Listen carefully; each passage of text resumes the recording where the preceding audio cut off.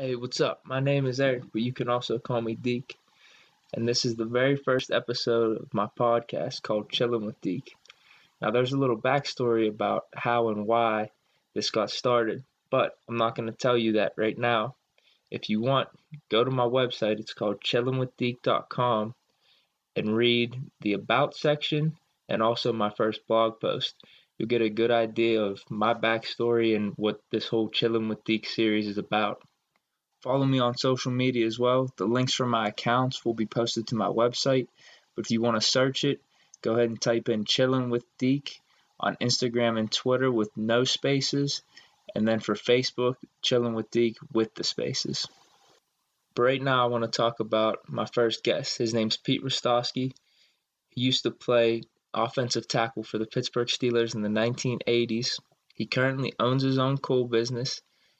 And throughout the years, he's contributed to his community by coaching and mentoring youth. Throughout this episode, Pete shares some great stories and life experiences, a lot about his childhood, his life and journey through football, his time with the Steelers, and then eventually at the end gives some great perspective on life. So I hope you guys enjoy this as much as I did, and without further ado, let's start the show.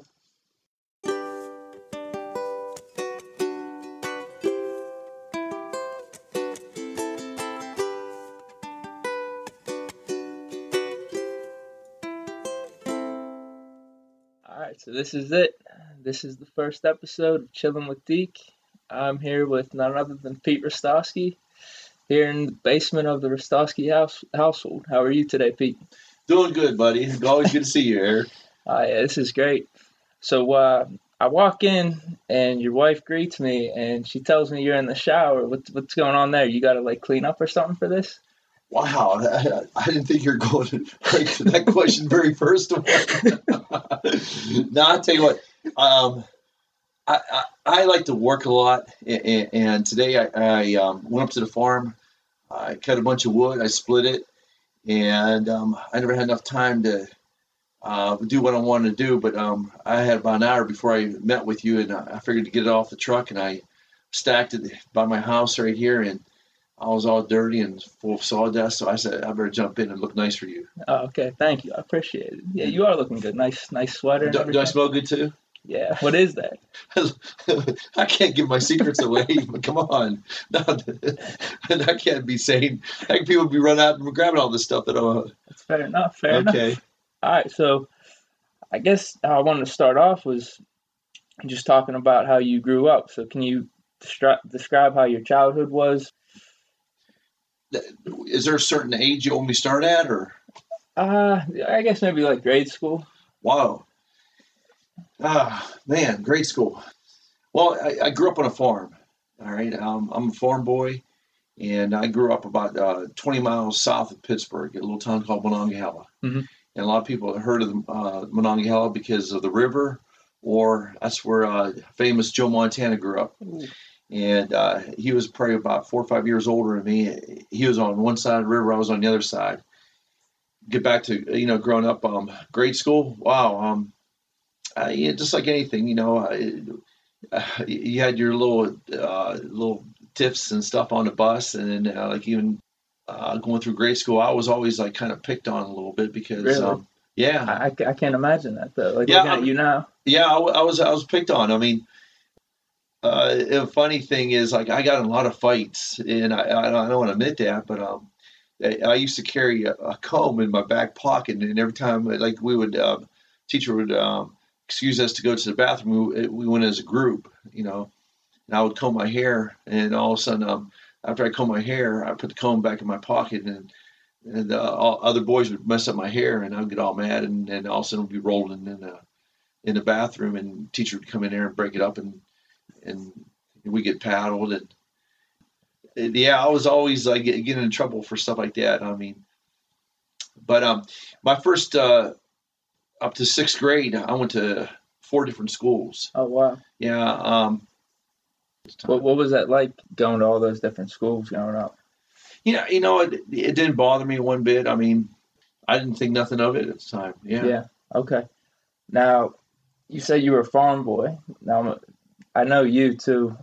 you worked very hard. I'm guessing that's how you were raised by your father, to work very hard. Now, what was it like on the farm? Like, what was kind of the most difficult task, maybe?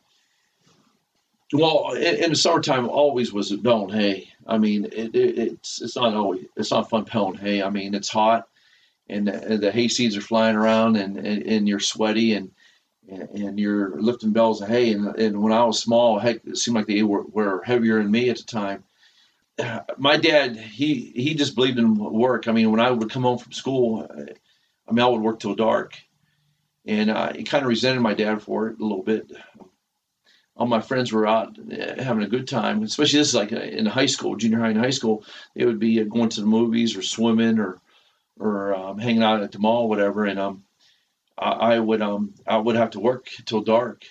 But you know what? I look back now. You look at something like that, and it was a blessing because that's the reason I got as far as I did in football was my work ethic because I had no talent.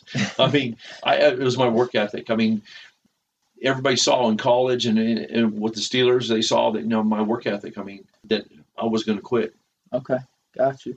Now, what at that time in grade school and even through high school, what were your dreams and goals?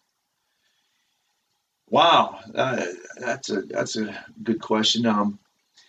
I guess you change. I mean, I don't know, like I can't remember back that far, but I think in grade school, I think I wanted to be an astronaut or a fireman or a policeman or something like that. But as you get older, especially when I was in high school, I wasn't planning on going to college.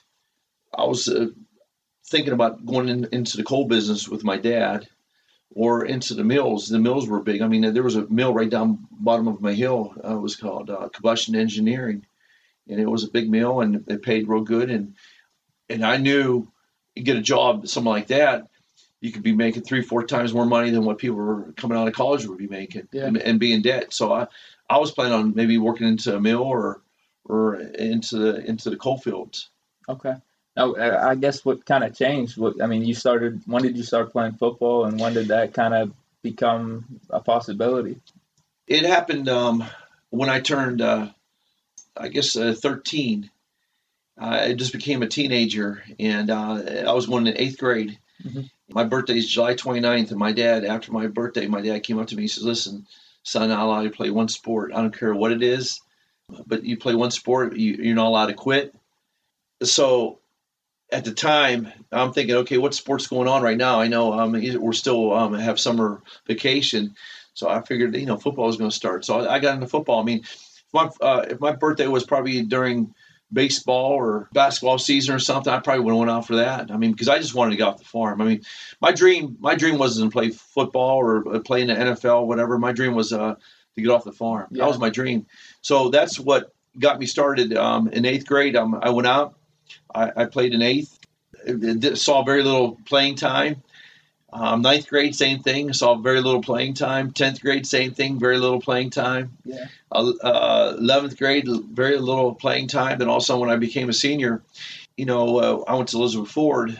We had a lot of guys come out for the team. And usually when you're a senior, most seniors start, and you might have one, maybe 2 juniors that would play, varsity, and that's it. I mean, because we had a lot of seniors that went out for the team. So, I had a chance to, play as a senior. Yeah. And I started. Okay. Yeah. Okay. Now, you ended up, after high school, going on to Uconn, and they were the only school that offered you a scholarship, correct? Yes. But there's a big story behind all that. Okay. All right. I don't know if you want me to tell it. Yeah, absolutely. Right. Well, our senior year, we thought we were going to have a good team starting out, but what happened was our school went on strike. Okay. And it was probably one of the longest teacher strikes ever in Pennsylvania history. I mean, it ended up, I think, we went back in November, I think. There was 3 guys that crossed the picket line. I owe them everything. And there's even other guys that owe them, for doing that because, you just don't cross the picket line. And they crossed the picket line, 3 of them, and they coached the whole football program. And we had it was probably one of the best football programs ever in school history. And what happened was my senior year was pretty interesting. I would do all my chores in the morning on the farm. Yeah. Then I would go out hunting in the afternoon. Then in the evening, I'd go to practice. I mean, Wow. what a great life for a senior high school person, you know. So what happened was we were racking up points and getting all kind of breaking records in the WPIL. We only had one loss, and it was the last game of the season. And what happened was I should say it was on a Wednesday. It was a beautiful sunny day. I remember waking up, did all my chores. After I did the chores, I went out hunting with my dog. What happened was and this is where, you know, my story gets kind of interesting right here. I don't know if you want me to share it right Absolutely. now. All right. So what happened was I was probably about 2 miles away from my parents' house when I was hunting, and I met this guy in the woods. And usually when you hunt, you know, when you see another hunter, you try to avoid each other. And he kept on getting closer and closer. So I stopped on his pipeline, came up to me and started talking to me. And we talked for maybe about 5 minutes. I remember looking down at my watch. I said, listen, I got to get going. I'm going to be late for practice. I turned around. I walked about 10 yards and down this real big ravine. I got about halfway down there. He shot me in the back of the head. And I fell down in that ravine. And from where he shot me at, he couldn't see me down in that ravine. So he thought he killed me. So when he started walking over towards the edge, he was shocked to see me, that I got back up on my feet. The very first thing I did, I remember I grabbed my head to see if I had an ear left. You know, I'm 17 years old, and the first thought, you know, through my head was like, you know, if I don't have an ear, everybody's going to laugh at me when I go back to school. I mean, hey, image is everything, you know. Think about it. I mean, when you're in high school, I mean, image is a lot. And I'm thinking everybody's going to laugh at me. I'm walking around with one ear on. That was my very, very first thought, you know. Not survival. No. I mean, is that amazing? That's crazy. I mean, I know that. I know, but when I went to reach for my ear, my hand stopped. My head already started swelling up, and I looked at my hand. I had all kind of blood in my hand and hair, and I knew there was something wrong, because all of a sudden I started feeling the blood coming out, rushing out of my head and pouring down on my face and down my neck and over my whole body. And I remember I took the safety off my gun, and the gun was down around my hip. And I remember my whole body was starting to shake, and I couldn't even hold my gun. I was shaking so bad. And all of a sudden, I was looking up to where the shot came from, and all of a sudden, I saw the guy walk over towards the edge, and he was shocked to see me standing. And I could tell you 100 thoughts within milliseconds. But I don't want to, you know, keep a long story short. I mean, I could, you know, keep it short here. But I remember the last thing I said, I told him, I said, get out of here. You better start running. And he ran back up over that pipeline, and he went in the same direction where my the parents' house is. So wow. I'm thinking, I can't go right where he went. So I crawled up out of that ditch, that ravine, and I remember I kneeled down and I started saying, I had my gun in a curled up cradle position, and my dog was right there, and my dog knew there was something wrong with me. Yeah. And I started, you know, begging to God. I said, God, please don't let me die. And I was afraid of dying, because I remember I'm looking down on the ground, and I just saw all this blood coming out of me. And I remember in school I learned that I think you got like 5.5 quarts of blood for some reason. That stuck in my head. Trying to like count how much blood's on the ground right now. Is it 1 cup? Is it 1 pint? I'm trying to figure out, okay, if I keep staying here, I'm not going to have much blood left in my body, and my heart's going to stop. And I was scared. I started pleading to God. I said, please, God, don't let me die. You know, just pleading with God, because think about it. I'm the closest person. My aunt's house was about a half a mile away. My parents' house was about 2 miles away. And I'm thinking, who else are you calling? And I just remember just crying out to God. I said, please don't let me die. And you talk about a miracle. I mean, it's almost like he put his hand on my shoulder.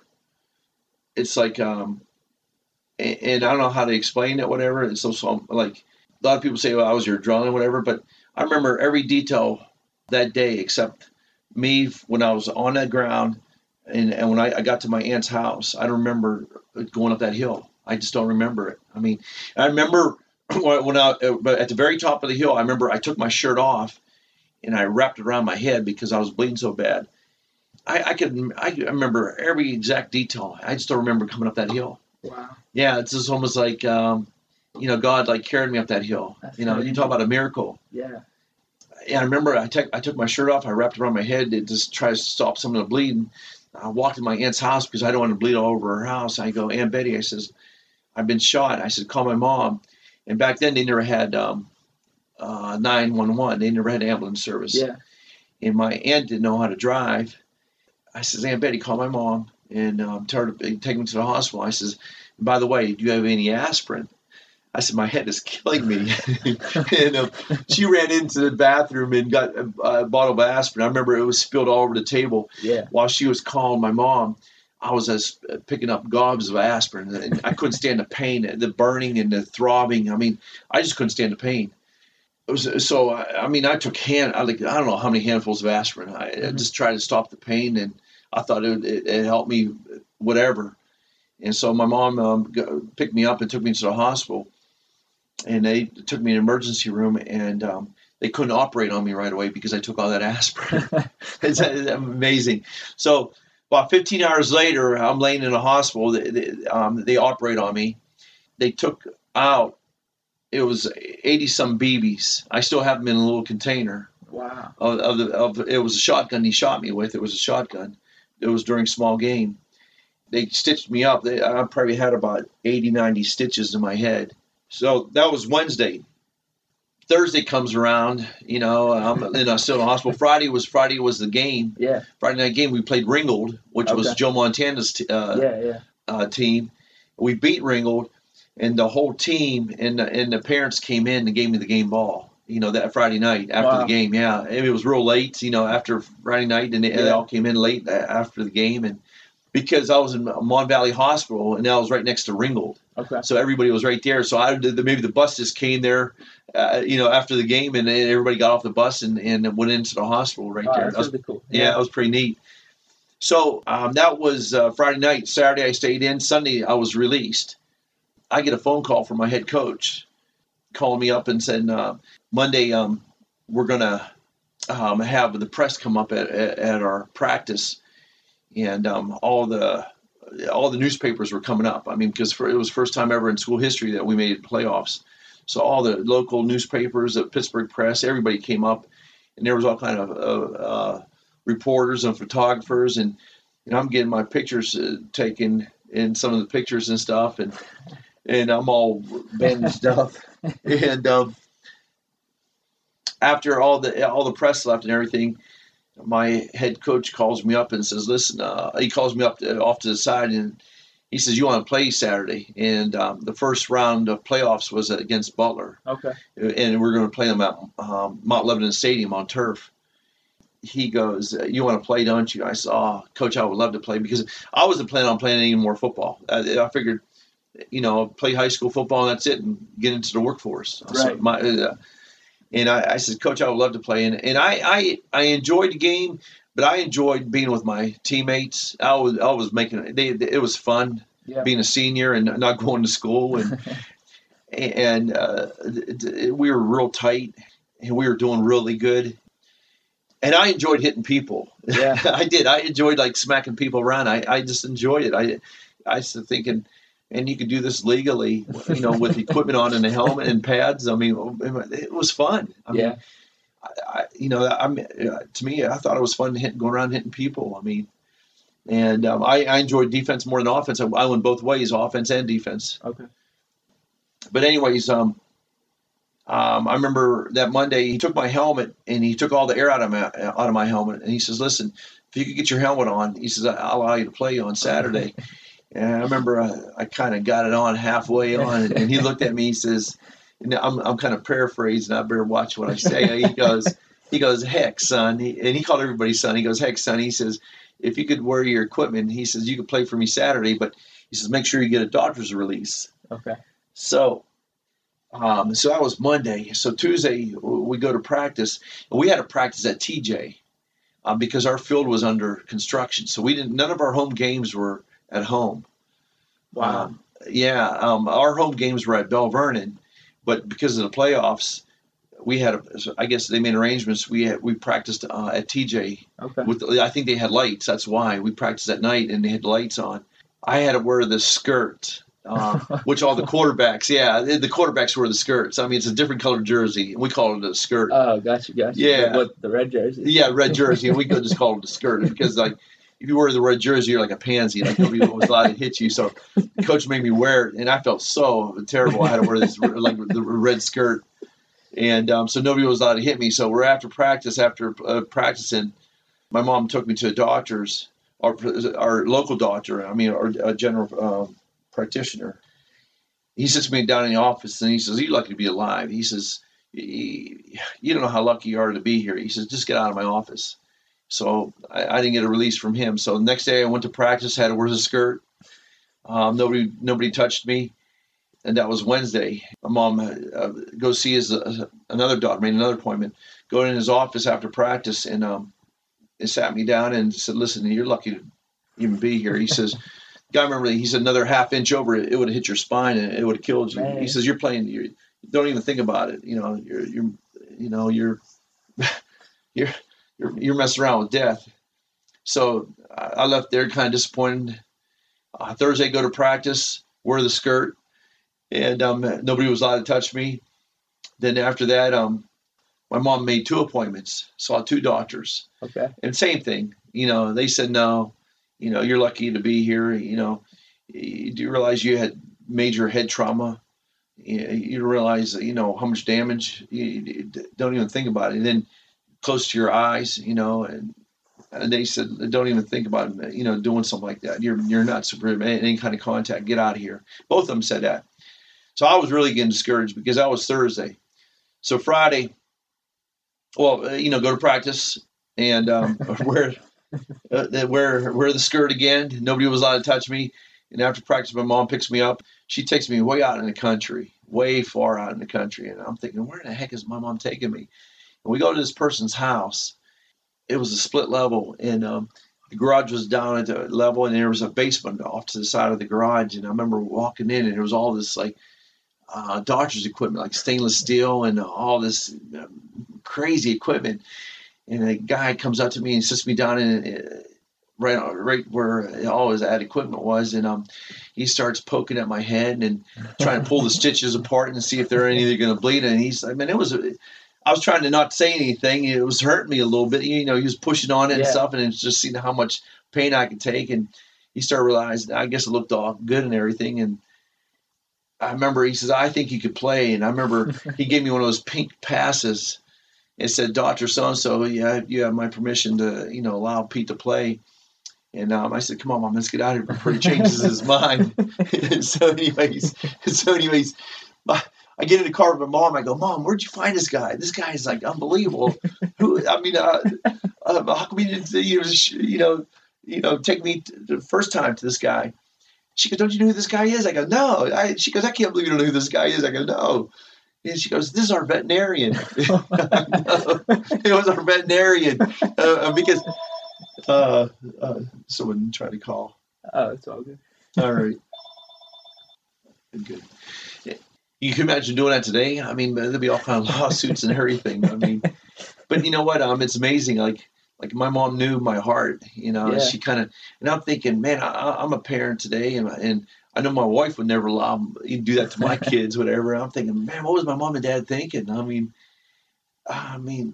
It's funny, because they knew my heart, they knew I wanted to play, and it's amazing how I look back now, and I'm thinking, man, I would never do that to my kids. I don't know how bad they wanted to play. You're not playing, and all of a sudden, I guess my parents are old school, and they kind of felt, hey, they knew, where my heart was.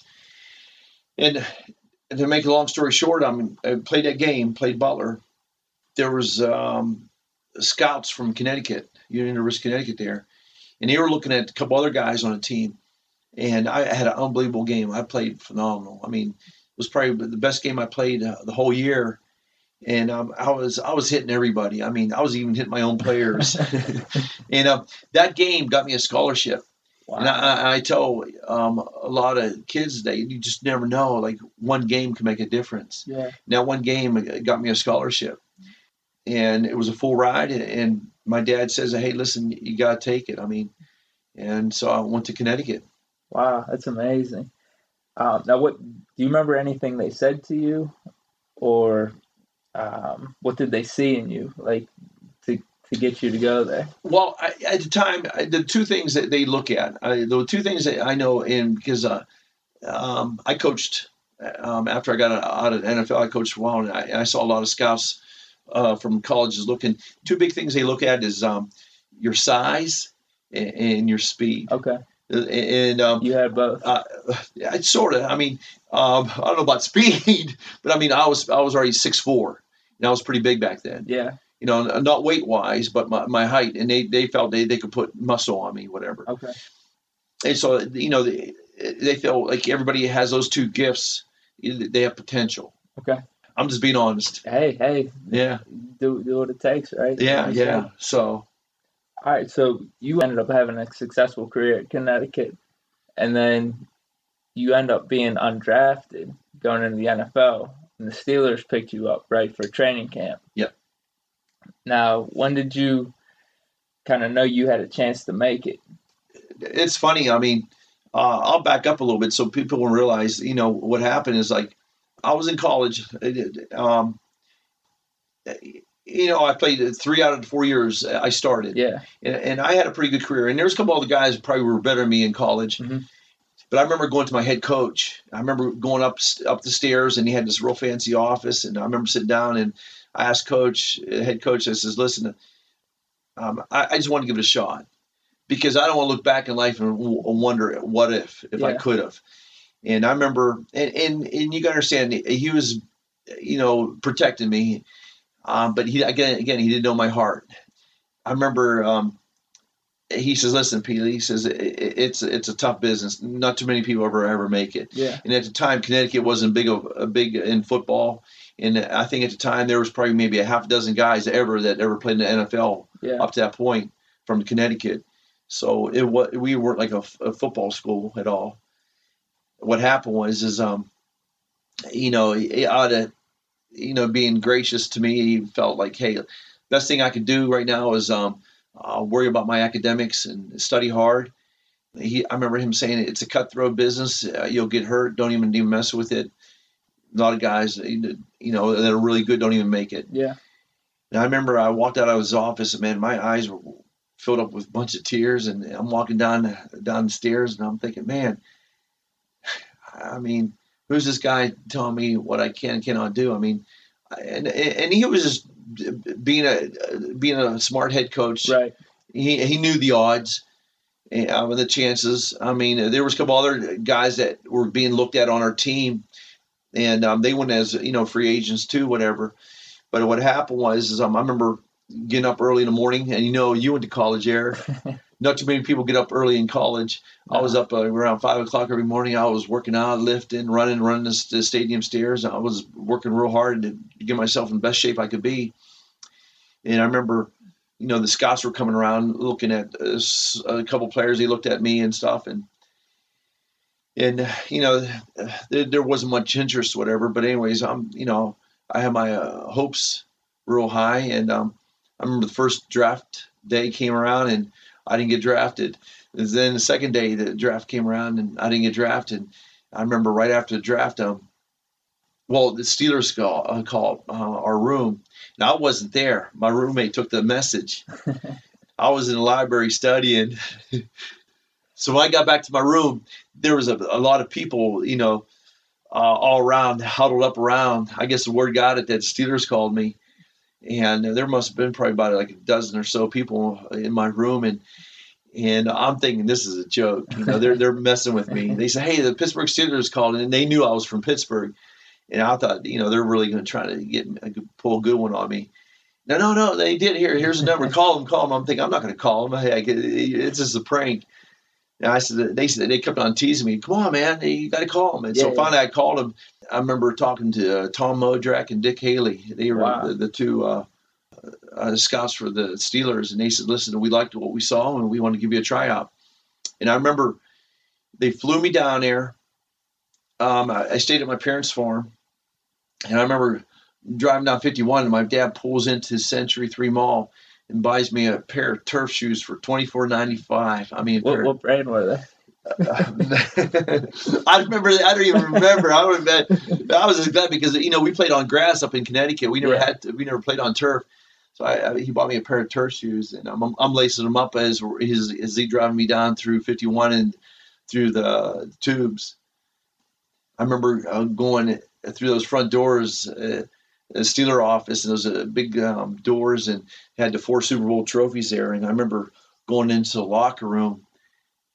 I'm looking at all the nameplates all above the lockers, and I said, "Man, I used to watch. I'm watching these guys on TV every Sunday." Yeah. Like there's like Bradshaw and Franco and Lambert and Mel Blount and Donnie Shell and just John Stallworth. I mean, just guys. Mike Webster. Oh, and back it up a little bit, Deke. I'll tell you what. Who spoke at our high school banquet was Mike Webster. Okay. He ended up being like a mentor for you guys. Yeah, right? And he was my roommate. Yeah. I roomed with him 3 out of the 5 years. I mean, he taught me everything. I mean, unbelievable guy. I mean, what a great mentor and teacher to be around. And he took me under his wing, and I'm thinking, 4 years later, I get to play with this guy. Yeah. And he spoke at our high school banquet. That's awesome. It'd be crazy. But anyways, go for the tryout, and I remember they had me in the locker room, and I had to put my shoes on and my shorts and everything and get dressed, and they said meet me out on the field, and my dad was with me, and I remember walking out through the tunnel with my dad, and I remember how long the tunnel was.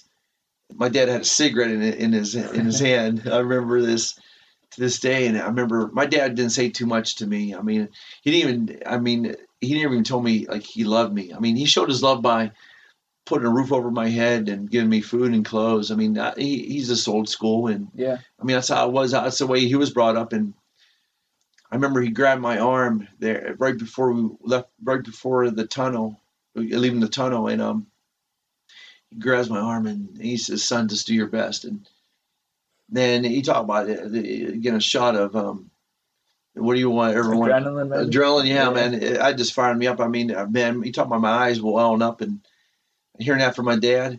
I mean, I had an unbelievable tryout. I did really, really good. Yeah. They signed me that day, and I got a signing bonus for $1,000, man. That's awesome. Yeah, and so the funny thing is, went back to school. I finished school. Back at that time, and I was in '83. Not too many. It happens like maybe once every 5 years, a local person ever plays for the Steelers. Yeah. So I was that local person at the time, because at the time nobody was ever from the area that played for the Steelers. Okay. So what happened was they told me I was allowed to come in and practice with them all the way up to right before camp, and that was pretty neat because my strength coach was John Kolb. And he took me under his wing and helped me get stronger and helped me learn the system. And they recruited me as sort of like a defensive end, like a down lineman. That year, they were drafted. The number 1 draft choice was Gabe Rivera. Yeah. So we were roommates in camp together. Oh, wow. And so we're kind of fighting for the same spot. So what happened was the first week in camp, usually they only have the rookies in there and maybe a first and second year players and maybe a couple guys that were injured. They'll come back. Veterans come in the second week. Okay. That's how it was back then. The first week in camp, I'm playing defense. My number was 91. Defense had yellow jerseys. The offense had black jerseys. Okay. And I remember they called me in the office that Saturday and how they told me to bring my playbook. And that's not a good sign when they tell you to bring your playbook. That's when, like, the Turk, they call him the Turk. They come for you. I got my playbook, and I go down there, and I meet all these guys, and they're behind this long table, like 12 of them. And some of them were the coaches, some were scouts and personnel people from the upper management of the Steelers and stuff. And they says, "Listen, we like you. We'll give you 2 options." They said the first option is we could waive you. They'll cut me, and since it's early in camp, maybe another team would pick me up from Right. up in camp. My heart was ready to come out of my chest. I'm thinking, okay, what's my other option? And he says, play a different position. So that I thought they moved back me to a true linebacker, maybe inside backer or something like that. I said, all right, I'll whatever position you want me to play. I mean, even if it's like kicker or whatever. And they says offensive tackle. I'm thinking, what? And they could have got anybody they wanted, any college, play offense. I mean, I never played offense in my life. In high school I did, but not in college. Okay. So I said, all right. So they gave me a different playbook. They gave me a different jersey. They gave me a black jersey now. And my number was 63. And you got to realize yellow jerseys and black jerseys, you're enemies for about 6 weeks in camp. The black jerseys didn't like the yellow jerseys. The yellow jerseys didn't like the black jerseys. And so the first week I made a bunch of enemies with all the black jerseys. Now I'm with the black jerseys. Yeah. Now they felt like I was a traitor, And so I had no friends. I had no friends with the yellow jersey or black jersey, offense or defense. So the veterans came in that Sunday. On Monday, I go to practice, and we go to team. They throw me in there at left guard, and the guy standing across from me was Jack Lambert. So I got to block this guy, and this guy's all pro. Been all pro for like 10 years, whatever. That was your hero too, right? Yeah, I mean, I looked up. I mean, the guy was unbelievable. The ball was going away, and I tried to block him, and he read plays so good. He already had a couple steps on me, and I thought I took the right angle, and I was already trailing behind him, and I kind of hit him on the side, and I kind of rolled up on his legs. He didn't like that, and you're supposed to stay high, especially with the veterans and everything. And he didn't like the way I blocked him, and I remember he pounced on me, and he started welling on me, and he starts calling me every name in the book, and I remember I just grabbed him. I'm thinking, man, this is my hero. The whole time I'm thinking it'd be nice to get his autograph.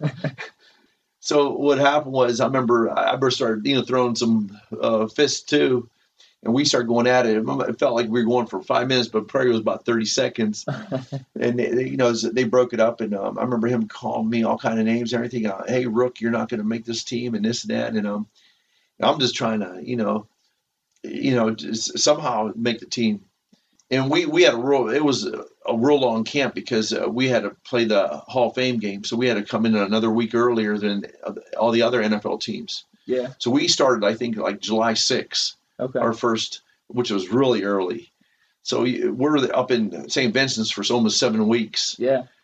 The very first game was a Hall of Fame game, Canton, Ohio. And I remember they stuck me in the fourth quarter. And I was playing. I played the whole fourth. And right towards the last couple of minutes of the game, our running back got tackled and rolled up on my leg. I don't think it was him. I think it was the one of the New Orleans Saints guys. Kind of messed up my knee, and I had to get surgery. At the end of the game, I'm in the locker room, and I remember all the veterans come up to me, "Hey, congratulations, good job, man! You made a team, And I didn't know. I said, "How did I make the team?" This is only the first preseason game. It was a Hall of Fame game, and I'm hurt. Right. I didn't realize that they knew that they would put me on IR.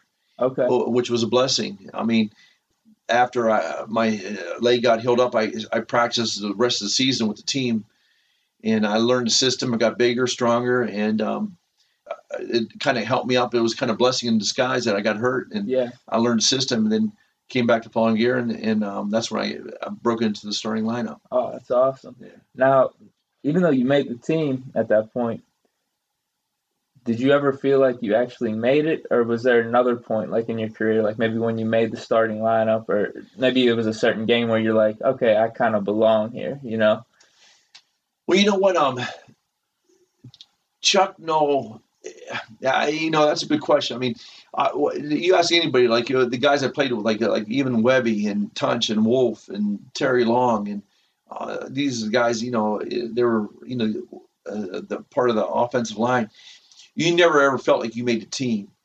There was always pressure, and Chuck always talked about getting into your life's work. If you can't produce, and that's the thing. I mean, so we always played hurt. You're always playing hurt, and because if you can't play and someone else steps in, you might be gone in the next week or two. And so we always felt, hey, you know what?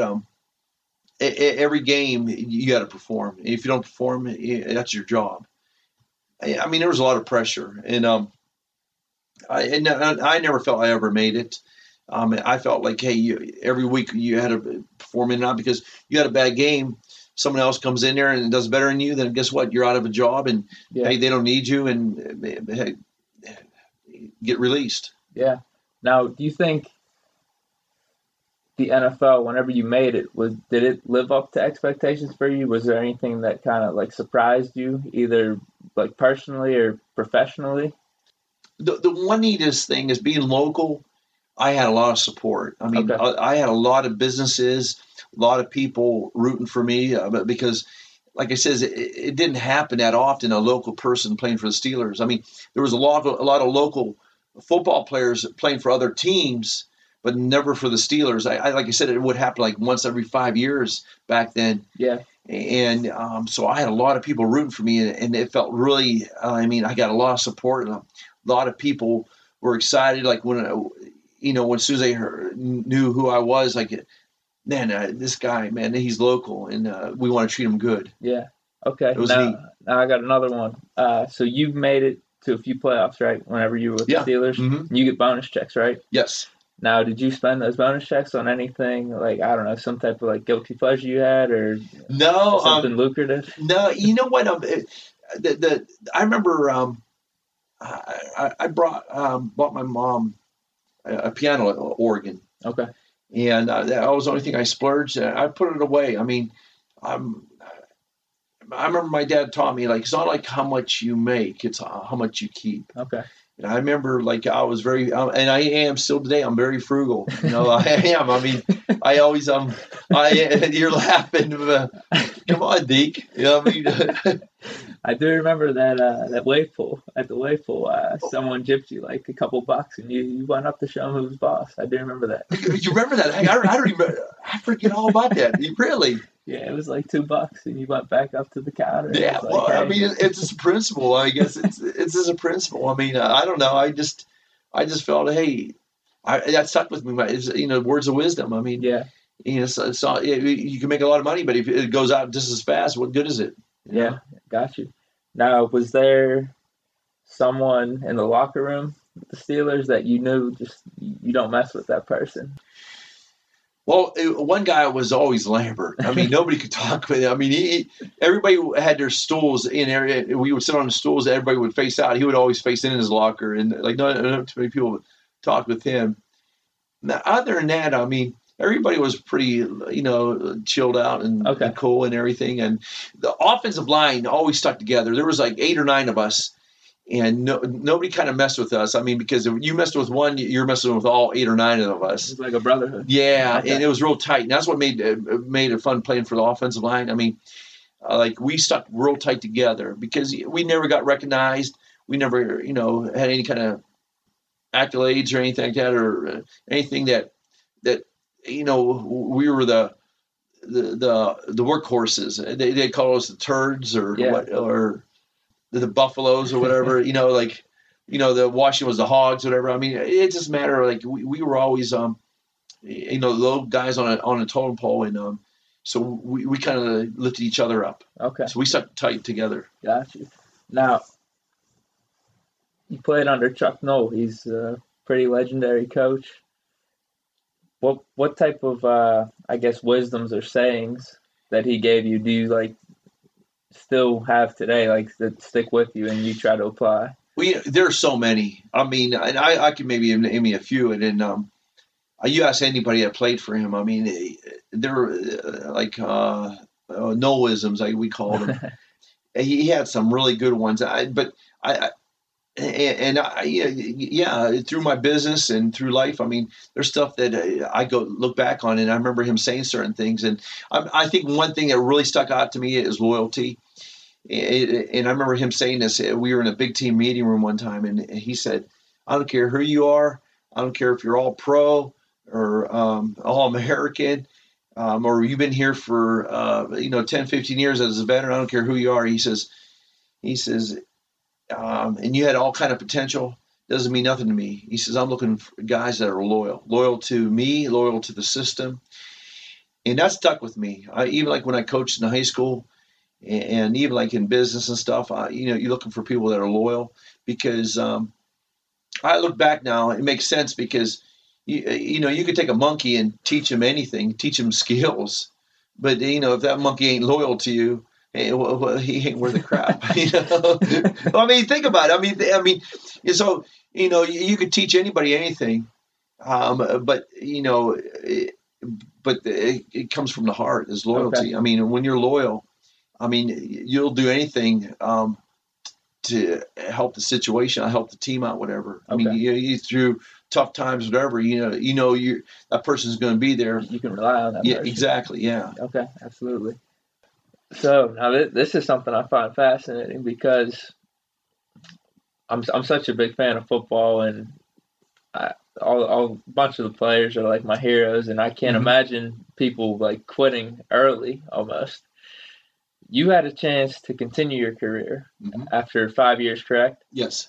And you chose not to. Yes. Could you tell me about the negotiations you had with the Steelers? And you had a chance with other teams. Yeah. Right? Yes.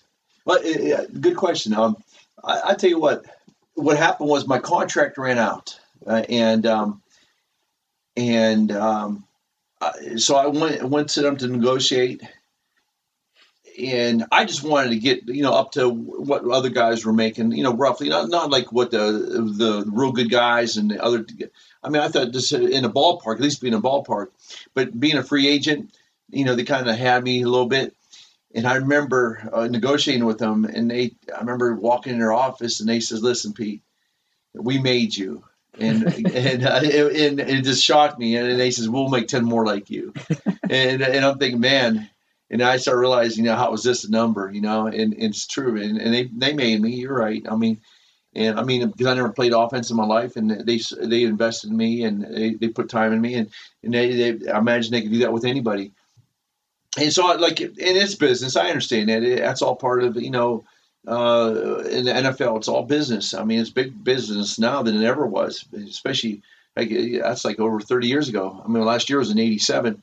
So what happened was my contract ran out. I said, all right, so they released me, and I had a chance to go to those 3 teams: the Colts, the Raiders, and the Giants. And the Giants looked pretty good because my wife's from Connecticut, and I thought, and I know a little bit of New York. I mean, going through it all the time to get to Connecticut.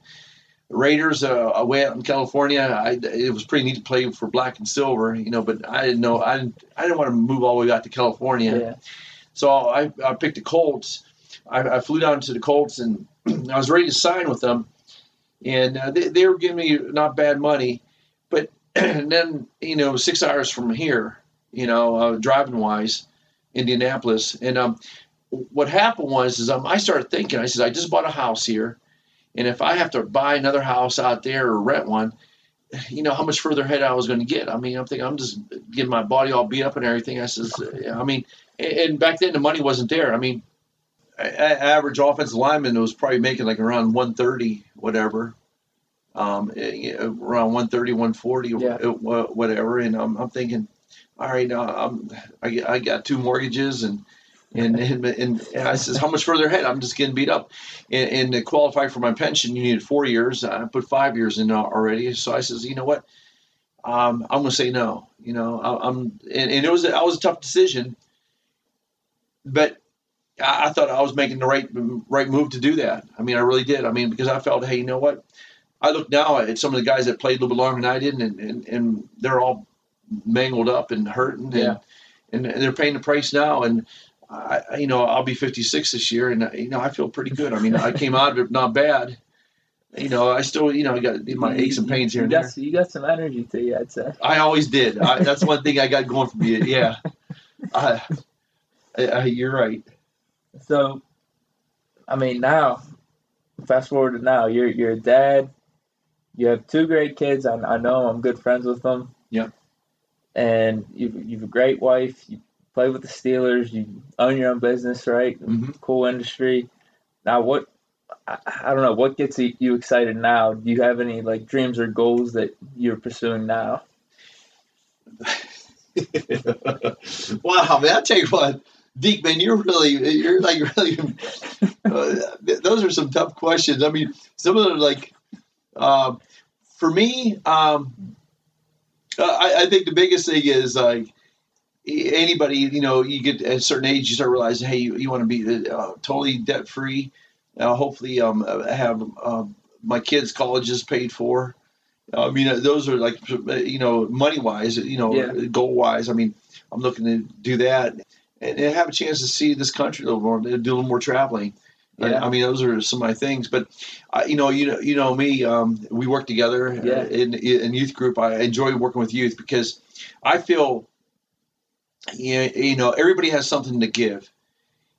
There's certain little nuggets that we all have, and if you just could pass those certain little nuggets on to people, I think it would be that much better of a place. And good examples. I remember when I went to college and I played college ball. I'm thinking if I just knew this stuff in high school, I would have been that much better high school player. Yeah. Then all of a sudden you get into pros, and all of a sudden you're thinking, man, if I just knew this stuff in college, I mean, how much I would have got drafted. I would have been a better player in college. And so you learn all this stuff, and even like you get around like real successful people, and you learn these little nuggets here and there, and you're thinking, man, what a great way to pass this on. And that's why I really do enjoy working with youth. Yeah. And because especially teenagers, and especially the ones that are in their late teens and they're making major decisions, and you just want to, because nobody taught me. I mean, my parents. The only thing I think the biggest thing they taught me was how to work hard. But it takes more than that than just working hard. I feel just little nuggets here and there and words of wisdom could go a long way. I mean, I definitely agree because it goes a long way with me. Just kind of being around you, and I learn a lot. Thanks. Absolutely. Oh, I know what you're going to bring up now. Wait, what do you mean? Okay, go ahead. The man code. No, man code. Okay. That's a little later. Later. Gee. Oh, okay. Yeah, I don't know if people want to hear the man code. Oh, man. Okay. Holy cow. Okay, go ahead. I guess my next question is, so being an NFL player and being in football for most of your life, have you ever felt, I guess, compelled to push your son, Luke, one of my good friends, in a certain direction? And then if you never did feel compelled to do that, why didn't you? I like that. I like that. That's a real good question, Deke. No, you know what? I never ever wanted him to feel like he had to prove himself. I guess the biggest thing is I look at the Bible story when Jesus was getting baptized by John the Baptist. Okay. And you probably know this one, and I'm just gonna say it. I remember he came up out of the river, and the Holy Spirit fell down on him, and God spoke to him and said, "Hey, I'm well pleased, or I'm well delighted." And you know what? And Jesus never even started his ministry yet. And that's what he didn't do one miracle or did nothing yet. And all of a sudden, God loved him, and he was delighted and pleased because he was his son. And I took that, and I think that's so important as fathers, with their sons and daughters. It's not based on performance. Yeah, I thought I needed my dad's love by just working hard. Like I had to I don't say prove myself, but I had to perform. Yeah. And I figured if I got these chores done, my dad would love me. If I did this, my dad would love me. And I didn't want that with my son. I just wanted to let him know that I'm there, that as a father, I'm just there to love him. Yeah. Now, in a way, I'm glad he didn't play football, because then all of a sudden, and you know what's funny thing is, because he's a big boy and strong and big, and a lot of people says, they will start comparing.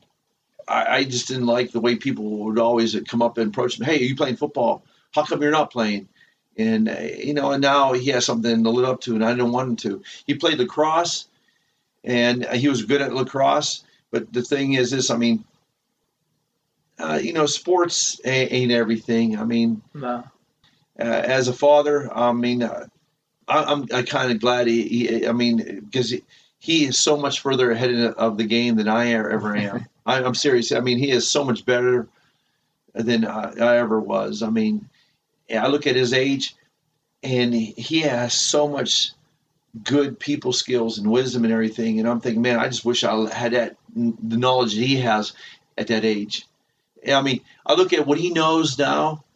It's probably when I know in my mid 40s. Wow. Yeah, and it's amazing. I mean, the knowledge he has right now is unbelievable, and I wish nobody poured into me. Yeah. No. Yeah. He's a very good kid. I mean. Thanks. Yeah. Definitely.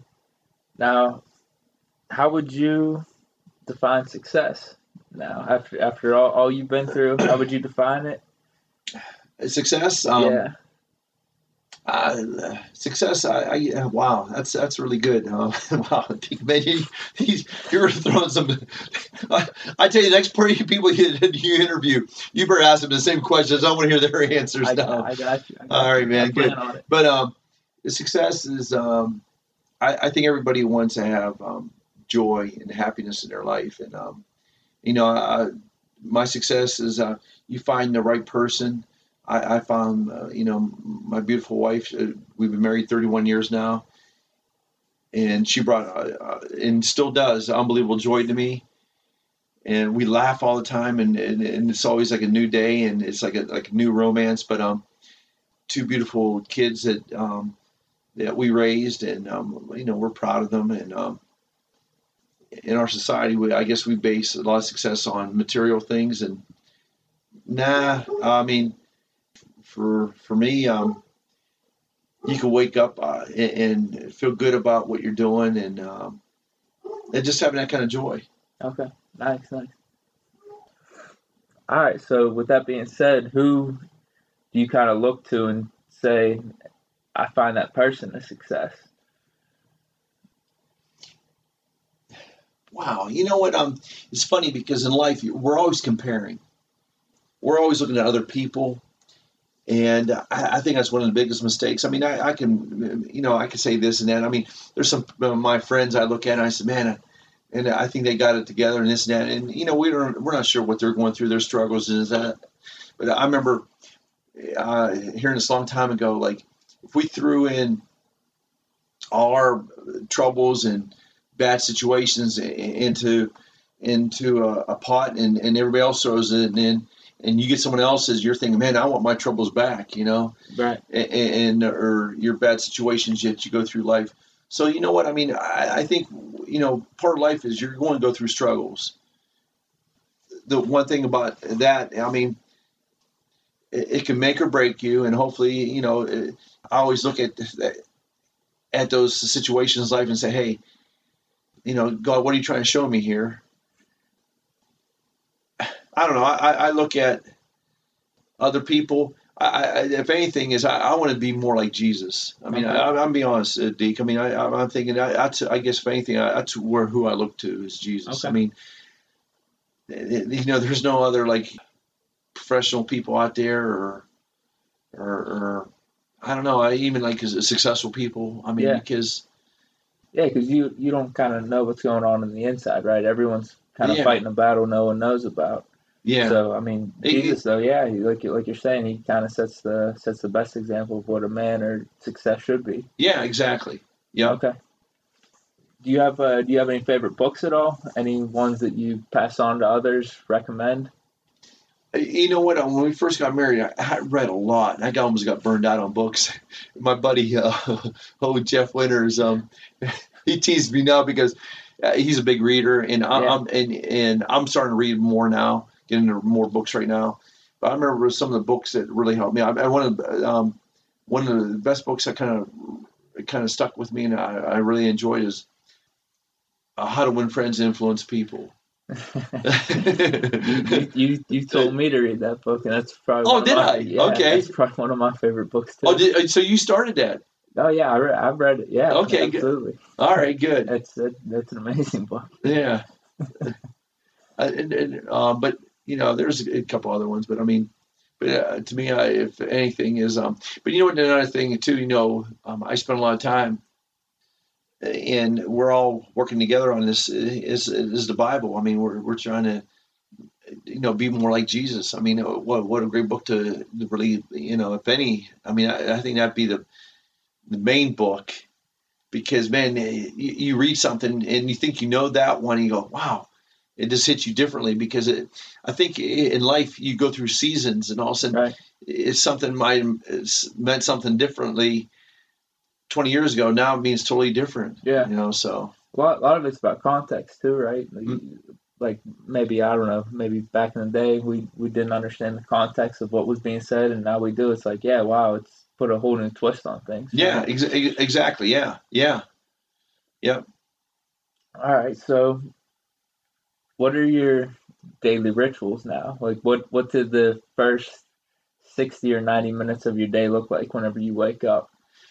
Wow. I'm a morning person. I wake up early. I mean, I get up around 4:30, maybe 5, the latest.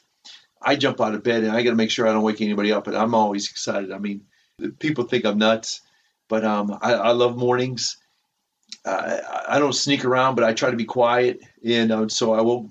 Nobody wants to get up that early, so I go down and hit the bathroom real fast, and shower in the shade, whatever, and I pray. I do my morning prayers, and then I grab a bite to eat, whatever, real fast, and I'll take the dog out. Okay. Then I go back in, and I'll eat some more. I'll start my day. I mean, before I leave the house, whatever. I'll probably leave like around 6 o'clock, whatever. So Okay. an hour and a half. That's my routine. Okay. Is there anything else like that you kind of must do every day, even if it's like in the afternoon or like the evening, or is that kind of just just in the morning? Well, I mean, like when I go to work, a lot of times, like depending where I work at, I usually have a half hour or an hour drive, whatever, depending where I'm working at. A lot of times, I don't even turn the radio on the first like 15, 20 minutes, and a lot of times I just talk to God, and just have that time of meditation, and then after that, then all of a sudden, then I'll turn on some music, and I listen to all kind of music. I mean, it'd be country, it'd be top 40, it'd be a little bit of K-Love. Yeah. I mean, I listen to all kind of music, and then sometimes I get books on tape, and like I'm going home at night, I'll listen to certain books on tape. Okay. Now, one of your big, I guess, themes that you like to portray is "Way to Be You." Now, can you tell me how that started? Like, what does it mean to you? Okay. Yeah, it started back in college. We were playing a team, and we had a linebacker from New Jersey. He was a stud. He looked like a fire plug, man. And he was just, it was hard to knock him off his feet. He had real good balance and everything, and he was a tough linebacker from New Jersey. And I remember we were playing a game, and he was running off the field, and he trips and falls, and this is in front of a big crowd and everything, and he got turf toe, it caught the turf, and he went down. And I remember someone shouted, "Hey, Matthew, oh, you could do that. Way to be you, Matthew." And all of a sudden, it was kind of like a little dig. Yeah. And he was embarrassed. And I mean, we thought he was going to, kill us on the sidelines. And then we started saying that like on the team. And then it was more of a compliment, like someone made a big catch, way to be you, Keith. He was one of our wide receivers, and all of a sudden, like a big hit, way to be you, Ken. Then all of a sudden, we started saying that stuff in the locker room. Yeah. And then, so when I got with the Steelers, I brought that with the Steelers, and a lot of guys like Tunch and Wolf, and those guys, like they know me, like they see me now. Hey, Pete, way to be you. So what happened was that I trademarked it probably about 7-8 years ago. I trademarked it, and I started saying it, and I feel the way I use it now is you only can be yourself. If you don't be yourself, then you don't exist. Right. I don't know if that makes sense, but think about it. I mean, if you don't be yourself, then you don't exist. I mean, you can't. So we always try to compare or try to be someone that we're not. I mean, especially with youth, like a lot of times you're looking to be the next, Big Ben or maybe the next Tiger Woods or maybe the next singer like Britney Spears or something like that. I mean, Yeah. and all of a sudden, I mean, you know what? Hey, just be you. Yeah. God made you for a reason. I mean, nobody has your DNA. I mean, nobody has your fingerprint. Nobody has your eyes or your lips. I mean, you're one of a kind, and just be you. I mean, God made you for a reason, and you have certain talents and gifts. And it's a chance of learning what you're good at and explore those avenues, in your journey of life. Yeah. And find out, how He wired you to be you. Yeah. And that's why I think it's a compliment. I said, hey, big man, way to be you. Thanks, I appreciate it. All right. Now, is there a time you thought you kind of went against that phrasing, like yourself, like you weren't you? Oh yeah, I mean, it's so easy to fall in that real fast. Absolutely. There's that's a human nature. Like I try to be as true to myself as possible. I mean, I imagine there's times I look and maybe I'm trying to be someone I'm not, and which I think is a joke. I mean, and I'm thinking, you know what? Hey, I'm just gonna be in me. Yeah. I like remember you see me on a golf course. I'm trying to be like Tiger, and I'm thinking, and hey Deke, you told me, hey, listen, just be you, man. I said, all right. And you see me all over the golf course. The game's gotten better, though, I'd say. Practice makes perfect, huh? That's right. We were on the range. That's right. That's right. Hitting some bombs out to the lake. Oh, man. Yeah. All right. So here's another one. How about advice you would give your 20-year-old self? I think the best advice is learn from other people's mistakes. I think the biggest advice I feel is get around people that you admire and you look up to, and just pick their brains. I mean, I think that's a great advice. I mean, get around people that are, that you feel that are successful or going in a direction that you want to go in, and just hang on to their shirt tails. Yeah. And learn from them. I mean, they made the mistakes, so why make the same mistake? I mean, learn from their mistakes and pick their brains. I feel I think that's the biggest thing. Yeah, you can learn a lot, right? Yeah. Okay. Now, you said, I guess this kind of goes along with your advice to your 20-year-old self. You told me before you were actually pretty shy. You say you still are shy, which is hard to believe. No, I am. I mean, most people would agree.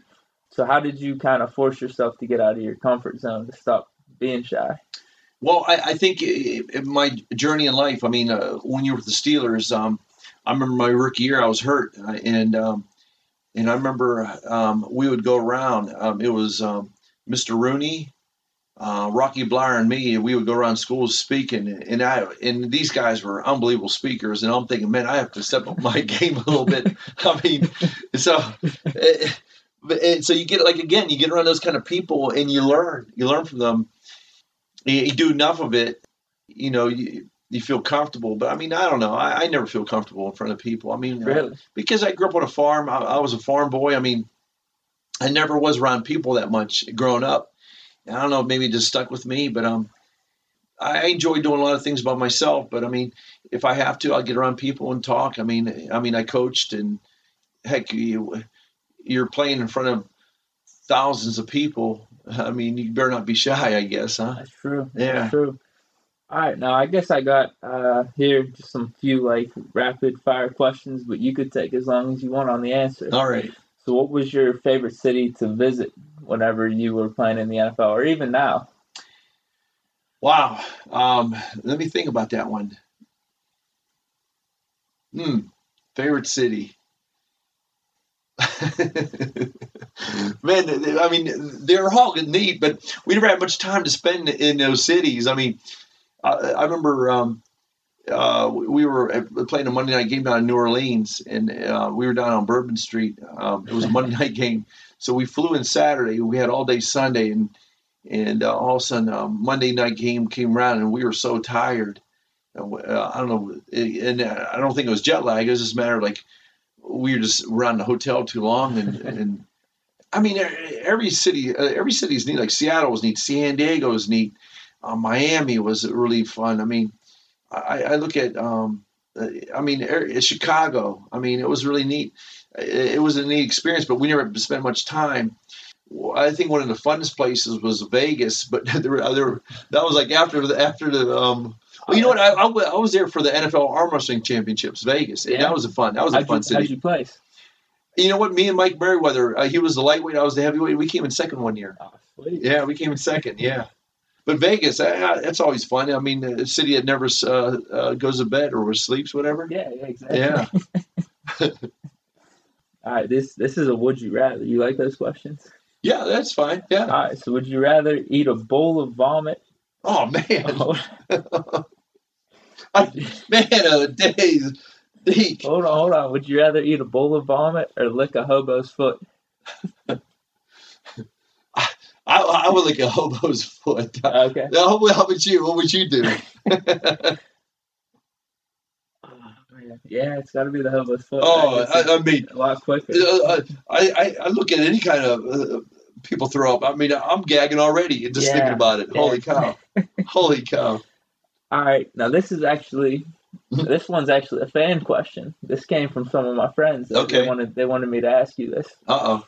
All right, if you could go back in time to when you're 21 with your current mindset, would you do it? You have to give me a little bit more. I mean, current, like back to when I was playing again, or what I was. No, you're 21 years old. You go back in time, your mindset right now, and you have to live out the rest of your life. Oh, that'd be awesome. You do it? Oh, absolutely. Yeah, that would be awesome. What I know now I learned more in the last like 10 years, probably, or 15 years, than the last 35 years. Okay. Yeah. Okay. Cool. Yeah. Cool. All right. Would you pick flying or invisibility for your superpower? Oh, flying or invisible? Invisible would be cool. It would be cool. I mean, can you imagine like being in some meetings that people have no idea you're at? I mean, I would love to hear some stuff that goes on, like secret, like stuff that goes on in government and stuff. Oh, that'd be awesome. Okay. Yeah. Nice. How about, would you rather know when you're going to die or how you're going to die? Wow, that's an unbelievable question. Man, days. No, when or how? I think I want to know when, because then you know what? Then you could do a lot more things on your bucket list. I think. I agree. I'm with you on that. Yeah, I think how would be kind of like frustrating too, because like say it's like, oh, I'm gonna get hit by a bus. All of a sudden, you're gonna just avoid buses, but then it's gonna be one random day you're gonna be. Well, how about like you're gonna die in your sleep? I mean, I'm gonna want to go to sleep or something. Yeah, exactly. That'd be terrible. I know. Jeez. I would definitely want to know when. That's some good questions. All right, what was the last movie you cried while watching? Oh, The Shack. The Shack. The Shack. What part? Oh, what part? Was it the whole thing? There was quite a few parts in there. Yeah, there's quite a few parts in there. Just leave it at that? Yeah, leave it at that. Yeah. This one's pretty cool. Would you rather experience the beginning of the earth or the end of the earth?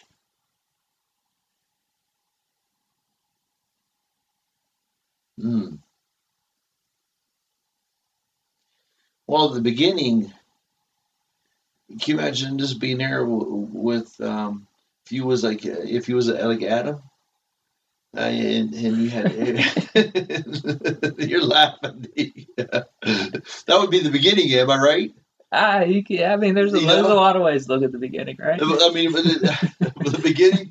Let's say you be with a naked woman and you're naked and you got all the good fruit and vegetables and all and tending to God's garden. I mean, no, come on, man. Jeez, So you go at the beginning? I think I have to go to the beginning.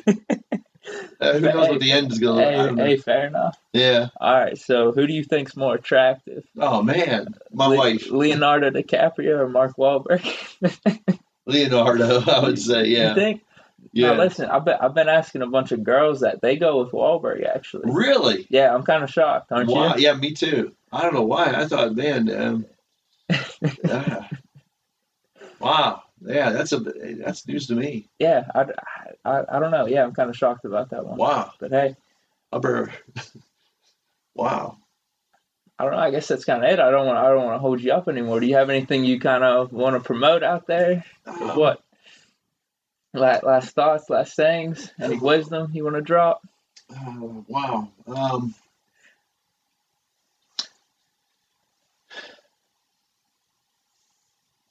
Well, I guess the biggest thing, you look at life, and our pastor Jeff, he talks about to live life abundantly. Yeah, I know it's tough, but at the same time is to be able to experience that on a daily basis. And there's that country song. Who sings it? You only had so much time to live. Tim McGraw, Live Like You're Dying. Right? Yeah, Live Like You're Dying. Yeah, to do that, I wish everybody. I mean, how better life would be. I think for everybody. I mean. You see people going to work and they have that gloom and doom on their face, and they're coming home with that gloom and doom, and you know me, Deke. I mean, you see me around, you see me with my wife, and I am always upbeat. I mean, and crap happens to me, and we have some situations and stuff, but you know what? Look at the big picture, and you just got to smile, and it's all good. And that's why I guess I believe to live life abundantly. I mean. Because we have no idea how long we're going to be here, and I told my kids. I mean, I'm not like every other dad. They know it too. I mean, they think I'm a little bit off the wall, whatever. But you know what? That's okay, and hopefully they might pick something from that and enjoy life too to the fullest. Absolutely. And everybody else around me, I guess. Absolutely, great advice. Great advice. No, I guess that's it. This was the first episode of Chillin with Deke. I'm glad to have you on, Pete. This was awesome. Yeah, let's get a nice handshake there. Oh, man, you're chilling all right. You're chilling. Well, was that a bad handshake? No, my hand was cold. You're chilling, man. That is true. My hand is freezing. Maybe it's what I'm holding. Oh. Oh, okay. Yeah, this was an awesome first episode, and stay tuned because the second episode will be coming up. Thank you for listening.